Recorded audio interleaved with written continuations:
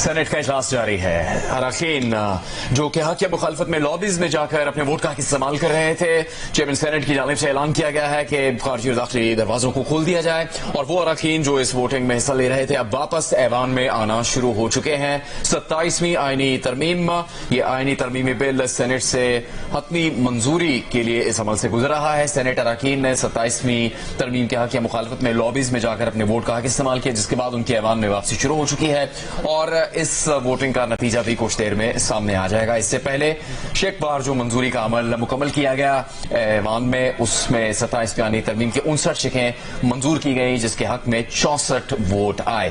27ویں آئینی ترمیم کی 59 شقیں سینٹ سے منظور کی گئیں۔ 27ویں آئینی ترمیمی بل کی سینٹ سے منظوری کا عمل حتمی طور پر مکمل ہونا ابھی باقی ہے۔ سینٹ اراکین نے 27ویں آئینی ترمیم کی حق یا مخالفت میں لابیز میں جا کر اپنے ووٹ کا حق استعمال کیا ہے، جس کے بعد یہ عمل اپنے حتمی شکل تک پہنچے گا۔ جب یہ بل سینٹ میں پیش کیا گیا تو اس کے دوران تحریک انصاف کے نے چیئرمین سینٹ کے ڈائز کا گھیراؤ کر لیا، اپنا احتجاج ریکارڈ کرایا۔ سیف اللہ ابرو جنہوں نے اس ترمیم کے حق میں ووٹ دیا ہے، پی ٹی آئی کے سیف اللہ ابرو، وہ اس احتجاج میں بھی شریک نہیں ہوئے۔ اپوزیشن کی جانب سے ترمیم کے حق میں ووٹوں کی گنتی کا اعتراض بھی اٹھایا گیا اور کہا گیا کہ ووٹوں کی گنتی کے بغیر یہ ترمیم کس طرح سے پاس ہو سکتی ہے۔ جب ترمیم کے حق میں ووٹ دینے والے ارکان کھڑے ہوئے تو تحریک انصاف کے سیف اللہ ابرو بھی شامل تھے اور انہوں نے اس ترمیم کے حق میں ووٹ دیا۔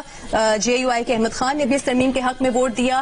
حتمی مرحلے سے اس وقت اس ترمیم کی منظوری آپ کو بتاتے ہیں کہ ارکان سینٹ نے لابیز میں جا کر اپنا ووٹ کاسٹ کیا ہے۔ اب سے کچھ دیر بعد ترمیم منظور ہوتی ہے یا نہیں ہوتی، اس کا باقاعدہ اعلان کیا جائے گا۔ Kindly take your seats. I have to announce the results.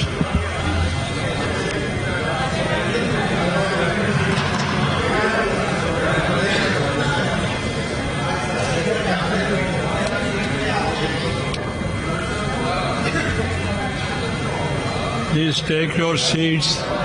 I have to announce the results.